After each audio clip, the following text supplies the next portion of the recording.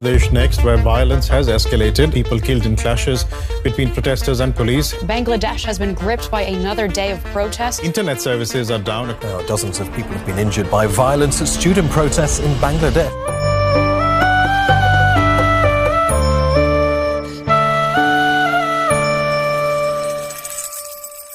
जुलाई 2024 शाम के करीब 7 बजे 20 से 25 लोग बांग्लादेश के Dhaka medical college and hospital में घुस गए। उस समय अस्पताल में कई घायल छात्रों का इलाज चल रहा था, लेकिन इन लोगों ने उन पर हमला करना शुरू कर दिया। यहाँ तक कि जो लोग इन छात्रों का ट्रीटमेंट कर रहा था उन्हें भी इन्होंने नहीं छोड़ा। ये दृश्य केवल ढाका मेडिकल कॉलेज का ही नहीं है, इस समय ये आग पूरे बांग्लादेश में फैल गई है। अकॉर्डिंग टू लाइव मिंट कम से कम 1,500 लोग घायल हुए हैं, जबकि कुल मिलाकर 105 से भी अधिक लोग मारे जा चुके हैं। राजधानी ढाका में सरकार की तरफ से पब्लिक मीटिंग्स, टीवी न्यूज, यहाँ तक कि टेली कम्युनिकेशन भी बंद करवा दिया गया। गुरुवार को सरकार ने अशांति को शांत करने के लिए मोबाइल इंटरनेट नेटवर्क को भी बंद करने का आदेश दिया है।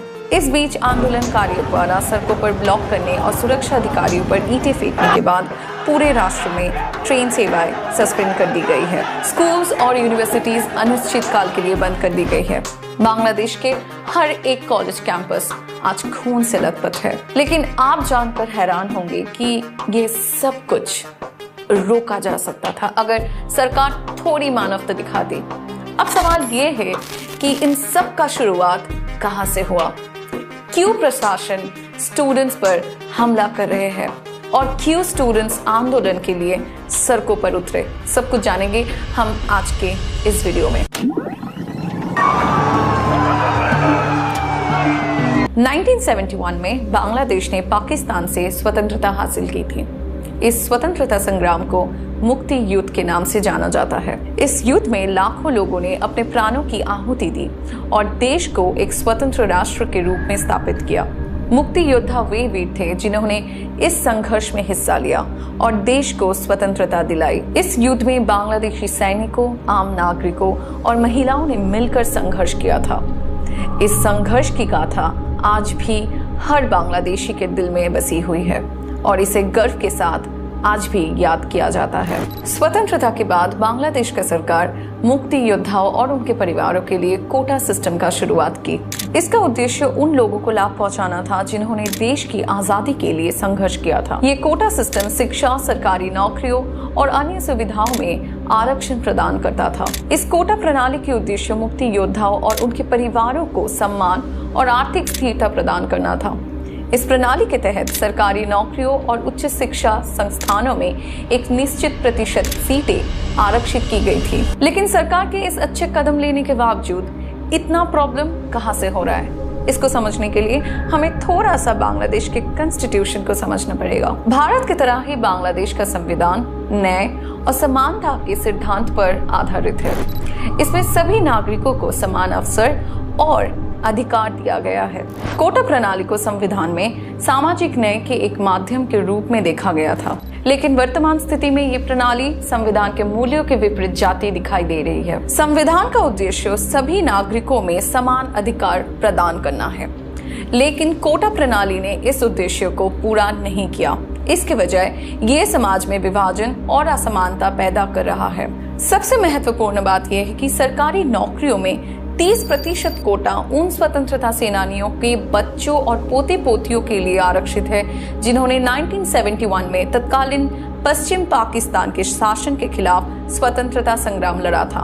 अन्य कोटा महिलाओं के लिए 10%, बैकवर्ड डिस्ट्रिक्ट्स जो मार्जिनलाइज कंसिडर्ड है उनके लिए 10%, आदिवासी जनसंख्या के लिए 5% और शारीरिक विकलांग व्यक्तियों के लिए 1% आरक्षित है। 2018 में बांग्लादेश में कोटा प्रणाली के खिलाफ बड़े पैमानों में आंदोलन हुआ। छात्रों ने इस प्रणाली के खिलाफ विरोध प्रदर्शन किया, जहां सरकार ने इसे खत्म करने की मांग की। ये आंदोलन पूरे देश में फैल गया और सरकार को इस पर पुनर्विचार करने के लिए मजबूर होना पड़ा। उस समय छात्रों ने ढाका के शहबाग चौराहे पर इकट्ठा होकर बड़ी संख्या में आंदोलन प्रदर्शन किया था। ये आंदोलन कई हफ्तों तक चला और इसमें छात्रों के साथ साथ आम नागरिकों ने भी हिस्सा लिया। अंत में सरकार को इस कोटा प्रणाली में बदलाव लाने का आश्वासन देना पड़ा।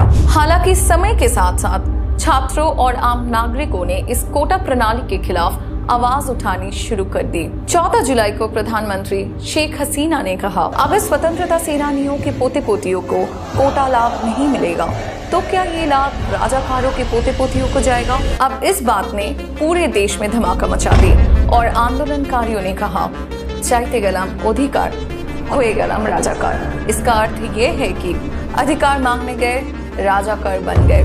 अब ये राजाकार कौन है? स्टूडेंट्स ने राजाकार ये वर्ड सुनकर इतना क्यों भड़क गए? बंगाली में राजाकार उन लोगों को कहते हैं जिन्होंने 1971 में बांग्लादेश के मुक्ति युद्ध के दौरान पाकिस्तानी सेना के साथ मिलकर बांग्लादेश की स्वतंत्रता आंदोलन के खिलाफ काम किया। इन्हें अक्सर गद्दार के रूप में देखा जाता है जिन्होंने पाकिस्तानी सेनाओं के साथ मिलकर बांग्लादेश पर अत्याचार किया। राजाकार इस शब्द का बहुत ही नकारात्मक मतलब होता है और बांग्लादेश के स्वतंत्रता संग्राम के इतिहास में ये धोखा और विश्वासघात के साथ जुड़ा हुआ है। बांग्लादेश में सिविल सर्विस की नौकरियों का बहुत अधिक मांग है क्योंकि इन नौकरियों के साथ उच्च सामाजिक प्रतिष्ठा, सम्मान, वेतन, सुरक्षा और भविष्य की पेंशन का बेनिफिट मिलता है। उनका मानना यह है कि ये प्रणाली न्यायपूर्ण नहीं हो रहा है और इससे योग्य छात्रों का अवसर कम हो रहा है। जहां कोटा प्रणाली में हम देख पा रहे हैं कि 56% ऑलरेडी रिजर्व्ड है और मेरिट के लिए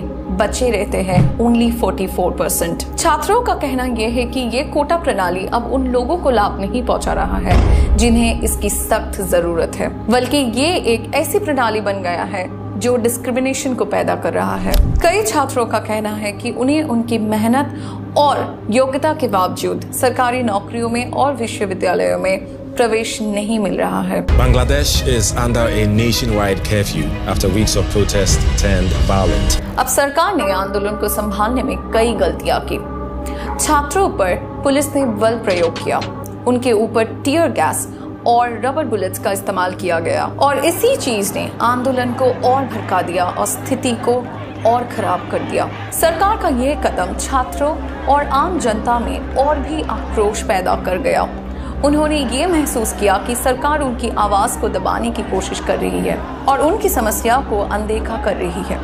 इससे आंदोलन और भी तीव्र हो गया और देश भर में फैल गया। तो दोस्तों, ये था बांग्लादेश के कोटा आंदोलन का पूरा मामला। ये एक ज्वलंत मुद्दा है जो पूरे देश को हिला कर रख दिया। ये आंदोलन ये दर्शाता है कि कैसे एक न्यायपूर्ण उद्देश्य भी समय के साथ साथ भेदभावपूर्ण बन सकता है। सरकार को छात्रों के समाधान को गंभीरता से सुनने और एक न्यायपूर्ण समाधान निकालने की जरूरत है। ये आंदोलन हमें ये सिखाता है कि किसी भी समाज में समानता और न्याय का पालन करना कितना आवश्यक है।